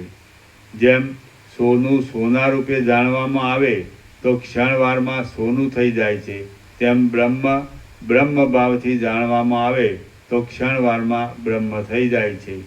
સઘળી શક્તિઓવાળો આત્મા પ્રયોજન વિના જ પોતાની શક્તિથી જેવી દ્રઢ ભાવના કરે છે તેવું જ તુરત દેખાવા લાગે છે. બ્રહ્મ કર્મથી, કર્તાથી, કરણોથી, કારણોથી તથા દોષોથી રહિત છે. પોતાના બોધથી પોતે થઈ જાય એવું છે અને સર્વ કલ્પનાઓના અધિષ્ઠાન રૂપ છે એમ બ્રહ્મવેત્તાઓએ નિશ્ચય કરેલો છે. નહીં જણાયેલું બ્રહ્મ જ અજ્ઞાનીઓનું અજ્ઞાન કહેવાય છે. જાણવામાં આવેલું બ્રહ્મ જ્ઞાન રૂપ થઈ જાય છે અને અજ્ઞાનનો નાશ કરે છે.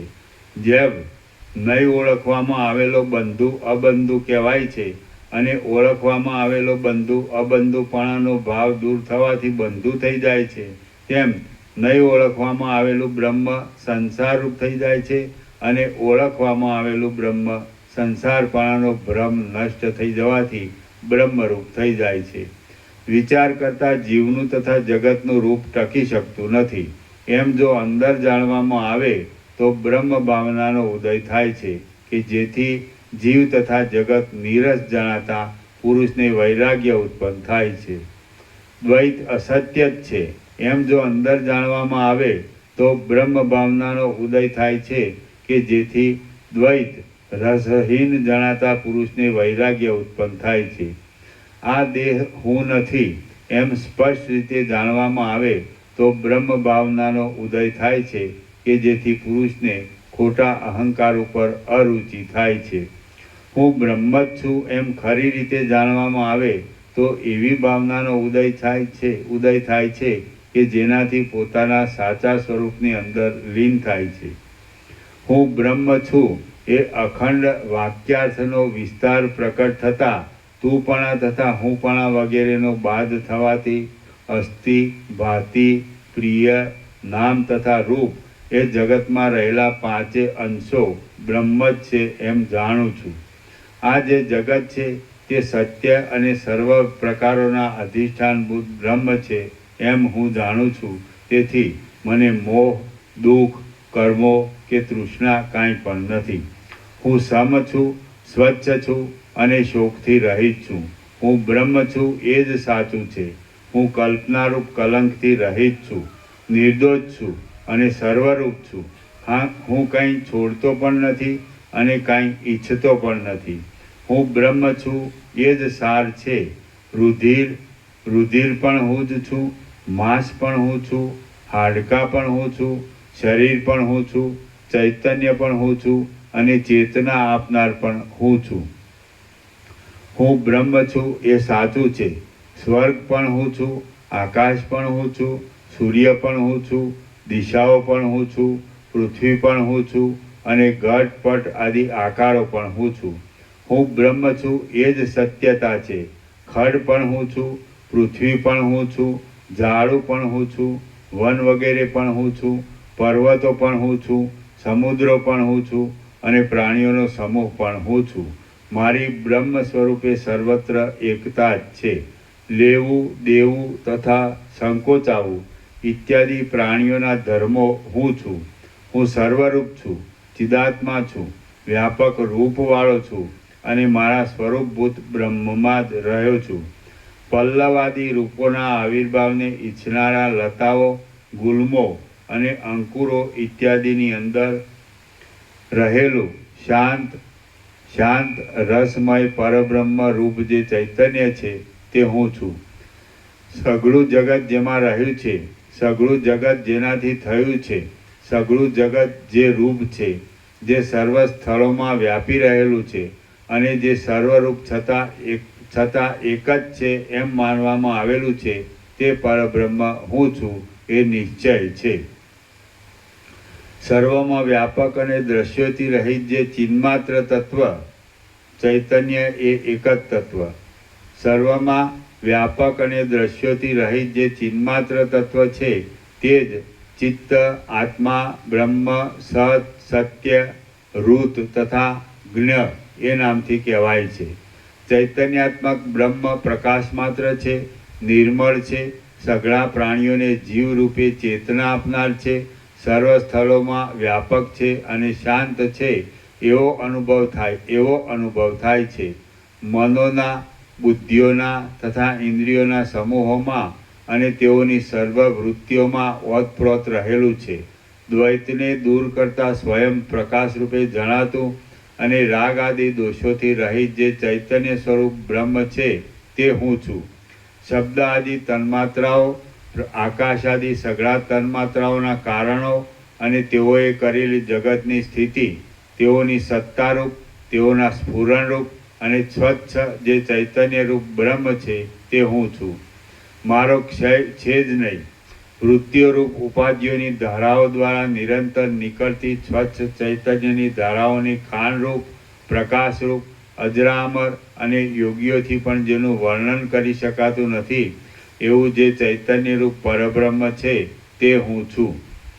સઘળા ભોગતાઓના સમૂહો પ્રત્યે તે ભોગોની વૃત્તિઓરૂપ ઉપાધિઓ દ્વારા રસની ધારાની પેઠે જેનું સ્વરૂપ નિરંતર પડ્યા કરે છે એવું અજરા અમર અખંડ અનુભવરૂપ અને નિર્લેપ સમાધિમાં સુષુપ્ત જેવું શાંત, જ્ઞાનમય અને નિર્મળ સ્વરૂપવાળું જે ચૈતન્યરૂપ બ્રહ્મ છે તે હું છું.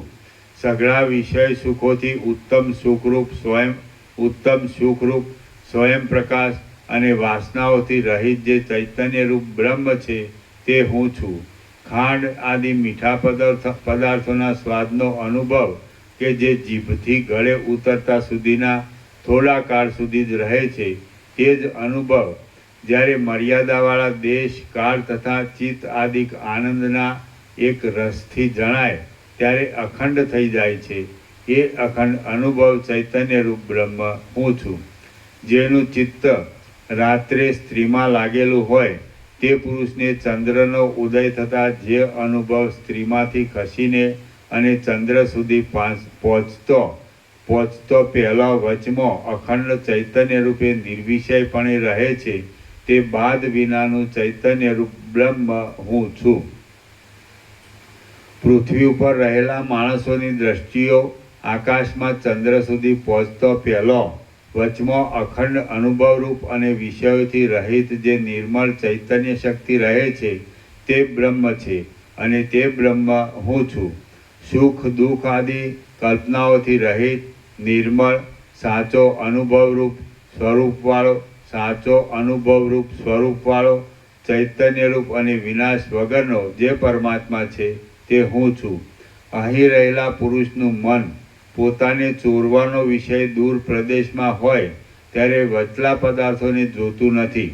તે સમયે વચલા પ્રદેશમાં વિષયોના સ્પર્શરૂપ અપરાધ વગરની જે પ્રતીતિ થાય છે તે જ ચૈતન્યરૂપ સર્વવ્યાપક બ્રહ્મ હું છું. પૃથ્વી જળ વાયુ અને બીજ એ સર્વનું મળવું થતાં અંકુરરૂપ કાર્યોમાં બહાર નીકળવાને ઉપયોગી જે ચૈતન્ય શક્તિ છે તે બ્રહ્મ છે અને તે બ્રહ્મ હું છું. પોતાના જડ સ્વભાવમાં રહેનારા ખજૂર લીમડો અને ગિલોડા આદિમાં રહેલી અને મધુર તથા કડવા આદિ રૂપે પ્રકટ નહીં થયેલી સ્વાદની જે સામાન્ય સત્તા છે તે ચૈતન્યરૂપ બ્રહ્મ છે અને તે બ્રહ્મમાં સર્વત્ર સમરૂપે રહેલો હું છું. જે અનુભવરૂપ વૃત્તિ ગમતા પદાર્થનો લાભ થતાં આનંદવાળી અને તે નહીં મળતા ખેદવાળી થાય છે તે જ વૃત્તિ શાસ્ત્રને અનુસરતા મનનના ઉદયથી સ્વચ્છ કરવામાં આવતા આનંદથી તથા ખેદથી રહિત થાય છે તો તે નિર્દોષ બ્રહ્મ છે અને તે બ્રહ્મ હું છું. પૃથ્વીથી માંડીને સૂર્ય પર્યંત ફેલાયેલ દ્રષ્ટિરૂપે જે દોરી છે તેના મધ્ય જેવું એટલે વિષયોને પ્રકાશ આપનારી શક્તિવાળું છતાં પણ વિષયો વગરનું શાંત નિર્મળ તથા વ્યાપક ચૈતન્યરૂપ જે બ્રહ્મ છે તે હું છું. જાગ્રત સ્વપ્ન તથા સુષુપ્તિ એ ત્રણેય અવસ્થાઓમાં સાક્ષી સ્વરૂપ ત્રણેય અવસ્થાઓનો ત્યાગ કરતા ચોથી અવસ્થાવાળું નિર્દોષ અને આદિ તથા અંતથી રહિત જે ચૈતન્યરૂપ બ્રહ્મ છે તે હું છું. જેમ સેંકડો ખેતરોમાં ઉગેલી શેરડીઓમાં મીઠાશ એક રૂપે રહેલી છે તેમ સર્વ પ્રાણીઓમાં એક રૂપે રહેનાર અને અખંડિત જે ચૈતન્યરૂપ બ્રહ્મ છે તે હું છું. સર્વમાં વ્યાપક વિકાર રહિત સ્વચ્છ સ્વરૂપ અને સૂર્યની પ્રભાની પેઠે સર્વને પ્રકાશ આપનાર તથા વ્યાપક જે અતિ રમણીય ચૈતન્યરૂપ બ્રહ્મ છે તે હું છું. મનુષ્યલોક સંબંધી સંભોગના તુચ્છ આનંદમાં અને દેવલોક સંબંધી અમૃતના સ્વાદમાં મોટા આનંદમાં રહેલા સામાન્ય અનુભવની પેઠે જે સર્વમાં કેવળ અનુભવ ચૈતન્યરૂપી અવિનાશી બ્રહ્મ છે તે હું છું. કમળની નાળમાં તંતુની જેમ દેહમાં રહેલું છતાં પણ ગુપ્ત સ્વરૂપવાળું અને દેહનું છેદન ભેદન થતાં જેનું સ્વરૂપ ખંડિત થતું નથી એવું જે નિર્દોષ ચૈતન્યરૂપ બ્રહ્મ છે તે હું છું. જેમ વાદળાઓનો સમૂહ સઘળા આકાશમાં હોવા છતાં આમ તેમ ખસ્યા કરે છે અને જોવામાં આવે નહીં એવા સૂક્ષ્મ જળના બિંદુઓવાળો હોય છે તેમ જે ચૈતન્ય શક્તિ સઘળા બ્રહ્માંડોમાં ભરપૂર થઈને રહેલી છતાં પણ સ્ફુરણરૂપ ચલનવાળી છે અને જોવામાં આવે નહીં એવા સૂક્ષ્મ જીવોવાળી છે તે હું છું. દૂધમાં જેમ ઘીની સત્તા રહેલી છે તેમ અનુભવમય સારવાળી અને સ્નેહ માત્રથી ચિકાસ અને પરમ પ્રેમના પાત્રપણા માત્રથી જણાતી સ્નેહ માત્રથી જણાતી જે અવિનાશી ચૈતન્ય શક્તિ છે તે હું છું. જેમ કડાની બાજુબંધની તથા પોચીની રચનાવાળી અથવા રચના વિનાની સત્તા સોનામાં રહેલી છે તેમ આકારોની રચનાવાળી અથવા રચના વગરની દેહાદિકની સત્તા જે ચૈતન્ય શક્તિમાં રહેલી છે તે ચૈતન્ય શક્તિરૂપ સર્વવ્યાપક બ્રહ્મ હું છું. પર્વત આદિ સઘળા પદાર્થોની બહાર તથા અંદર જે લેપ વિનાની ચૈતન્ય શક્તિ સઘળે સ્થળે એક સત્તા રૂપે રહેલી છે તે ચૈતન્ય શક્તિ હું છું. સઘળા પ્રકારની અનુભવવાળી વૃત્તિઓનો અકૃત્રિમ અને જેને કોઈ પ્રકારનો મેલ કે રેખા લાગુ જ પડતા નથી એવા અરીસારૂપ જે મોટું ચૈતન્ય તત્વ છે તે હું છું. ચિદાત્મા કે જે સઘળા સંકલ્પોના ફળોને આપનાર છે, સૂર્ય આદિ સઘળા તેજોનો પ્રકાશ આપનાર છે અને જેને માટે સઘળા ગ્રાહ્ય ભોગોનું ગ્રહણ કરવામાં આવે છે તેની ઉપાસના કરીએ છીએ. ચિદાત્મા કે જે સઘળા અવયવોમાં રહેલો હોવા છતાં સઘળા અવયવોથી ન્યારો છે અને સર્વદા સ્ફુર્યા કરે છે તેની ઉપાસના કરીએ છીએ. ચિદાત્મા કે જે ઘરમાં, વસ્ત્રમાં, કિનારામાં અને ચારે પ્રકારના શરીરોમાં સત્તા રૂપે રહેલો છે અને જાગ્રત અવસ્થામાં પણ સુષુપ્તિની પેઠે સામાન્ય રૂપે રહેલ છે તેનું અનુસંધાન કરીએ છીએ. ચિદાત્મા કે જે અગ્નિમાં ગરમી, હિમમાં ઠંડી, અન્નમાં મીઠાશ, અસ્ત્રોમાં ધાર, અંધકારમાં કાળાશ અને ચંદ્રમાં ધોળાપણા રૂપે રહે છે તેનું અનુસંધાન કરીએ છીએ.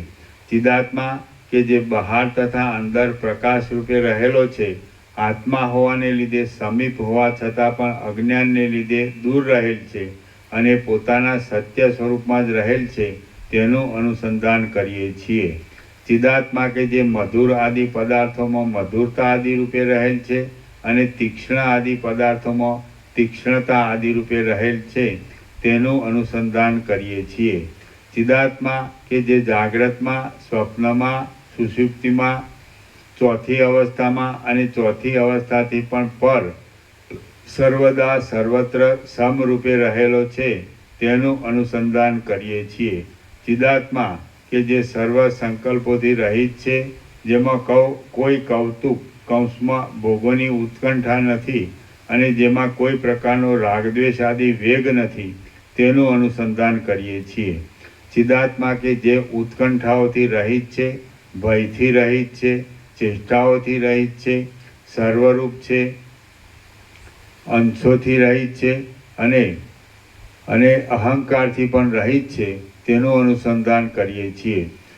ચિદાત્મા કે જે સર્વની અંદર રહેલો છે, સર્વરૂપ હોવા છતાં પણ અપાર એકરૂપવાળો જ છે અને અપાર જીવોને ઉત્પન્ન કરનાર છે તેનું અનુસંધાન કરીએ છીએ.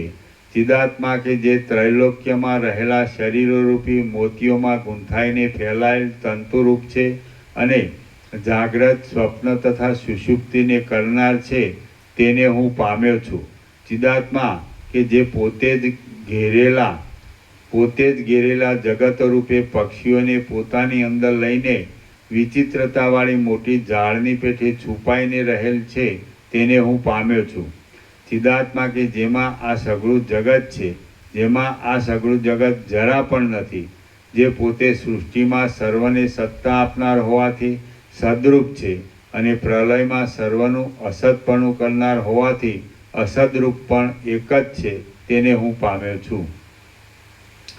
ચિદાત્મા કે જે એક ચૈતન્ય રસરૂપ છે, પૂર્ણ છે, સઘળા આનંદોનું સ્થાન છે અને સઘળા આકારોમાં તથા વિહારોમાં રહેલ છે તેને હું પામ્યો છું. ચૈતન્ય રૂપી આ દીવો છે જે સ્નેહના, પ્રેમના આધારે ઝગમગે છે, જેને જડ પદાર્થોના પવન ડોલાવ્યા કરે છે તો પણ હોલવાતો નથી અને જે સર્વ ઠેકાણે અંદર તથા બહાર તેમજ સર્વ પદાર્થોમાં પ્રકાશે છે તેનું અમે ધ્યાન ધરીએ છીએ. ચિદાત્મા કે જે હૃદયરૂપી સરોવરમાં કમલિનીના કંદની જેમ છુપાયેલો છે, સઘળા હાથ, પગ આદિ અંગોને દોરડાની જેમ બાંધી રાખે છે અને સઘળા લોકોના જીવનના ઉપાયરૂપ છે તેને હું પામ્યો છું. ચિદાત્મા કે જે ગરુડ આદિથી ન હરી શકાય એવા ક્ષીર સમુદ્રમાંથી ઉત્પન્ન નહીં થયેલા અને કેવળ ચંદ્ર આદિની પાસે જ નહીં રહેલા સાચા અમૃતરૂપ છે તેનું અમે અનુસંધાન કરીએ છીએ.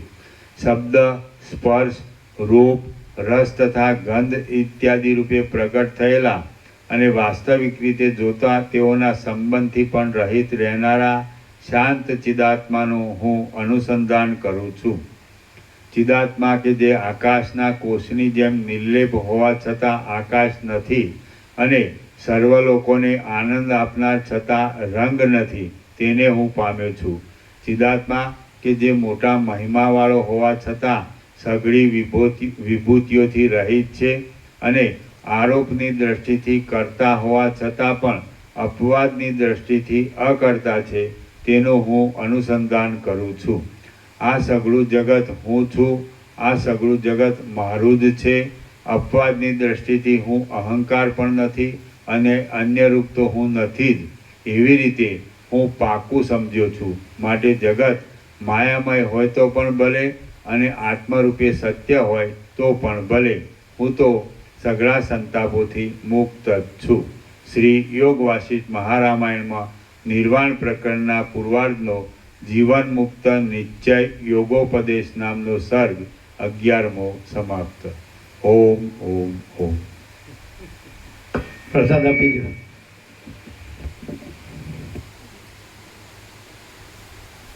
પ્રસાદ આપી દો.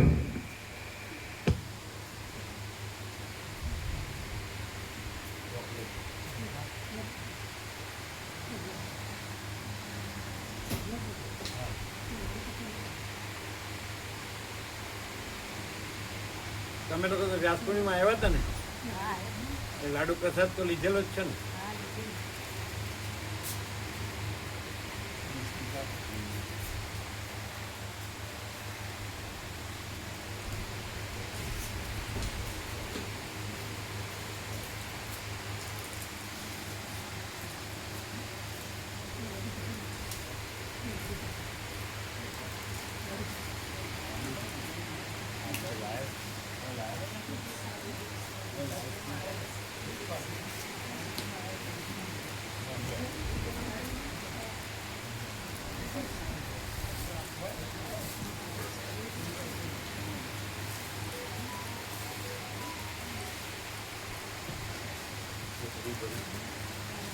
તમે બિસ્કીટ આપો એવું કીધું, એ કોઈ સાંભળ્યું નથી.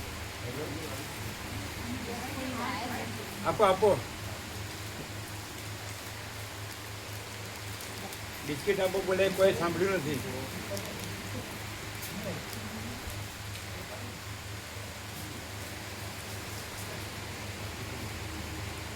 તમે લેજો.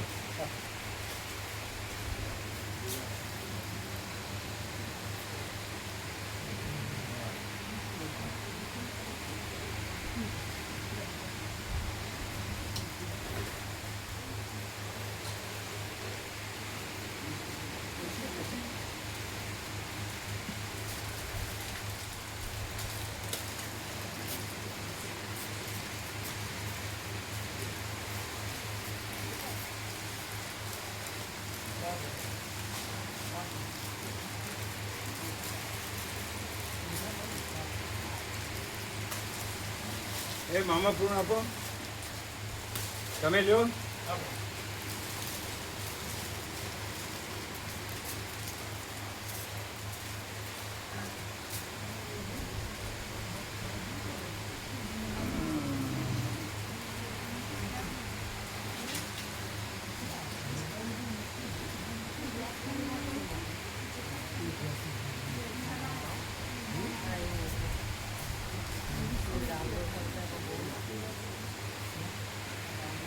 હા હા હા હા.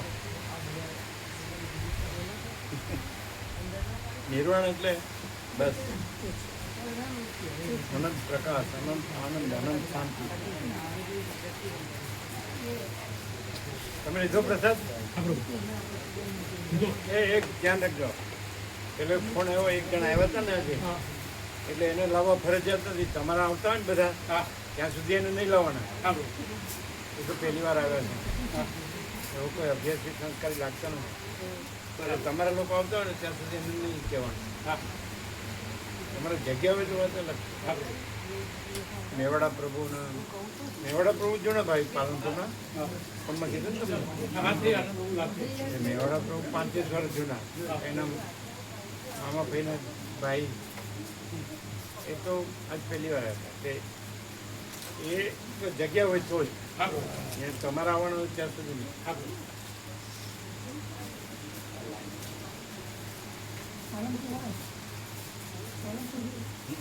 પાલનપુરના મેવાડા પ્રભુ તો 35 વર્ષ જૂના ભાવી એના મામાના દીકરા છે એવા કોઈ હતા. એટલે ચાર એ બધા અમદાવાદ થયા હતા એટલે એમાં એ વસ્ત્રાલના ડ્રેસ છે વાત થઈ ગઈ. તમારી બાજુ 1 કિલોમીટર છે. રસ્તામાં જાઓ હા એટલે તમારી જગ્યા હોય ને તો જ એને લાવવાનું સાંજે.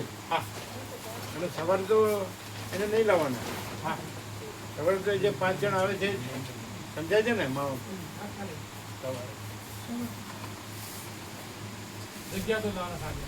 જે વસ્ત્રાલ રહે છે ને હા તમારી નજીક છે. હા નજીક રસ્તામાં જાઓ પ્રભુ. આપણે તો તમારા લોકો આવતા હોય ને 5 હા ત્યાં સુધી એને નહીં કહેવાનું. હા જગ્યા હોય તો જ. હા પ્રભુ એ પહેલી વાર આવ્યા હતા. હા મેવાડા પ્રભુ તો જૂના ભાવી એના મામાના દીકરા પહેલી વાર આવ્યા એ વસ્ત્રાલ રહે એટલે સમજાય. હા પ્રભુ ખ્યાલ આવી ગયો પ્રભુ. પથ્થરની દુકાન છે શોરૂમ બધી નજીક રહે અમને નજીક જ એમને તમારે આવતા રસ્તામાં જ આવે. હા રસ્તામાં જાઓ પ્રભુ. હા એટલે એ ફરજિયાત નહીં. હા પ્રભુ ખ્યાલ આવી ગયો પ્રભુ. હવે ધારો કે તમારા 5-6 જણ આવતા હોય તો એને કહેવાનું નહીં. હા પણ તમારામાં એકાદ જગ્યા હોય હા શું કહે છે એમને કીધું રોજ આવવાનું જો પ્રભુ કહેવાય. આવવાનું ને બરાબર તો એને નહીં કહેવાનું. હા પ્રભુ બરાબર.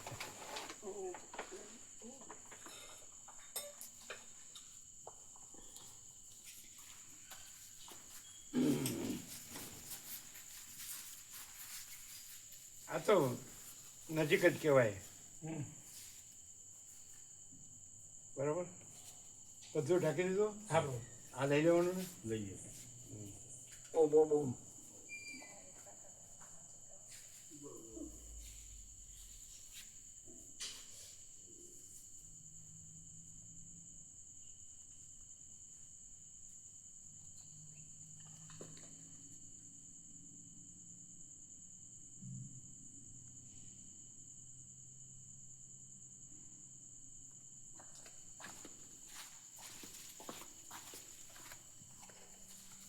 રોજ આવવાનું તો બીજાને નહીં કહેવાનું.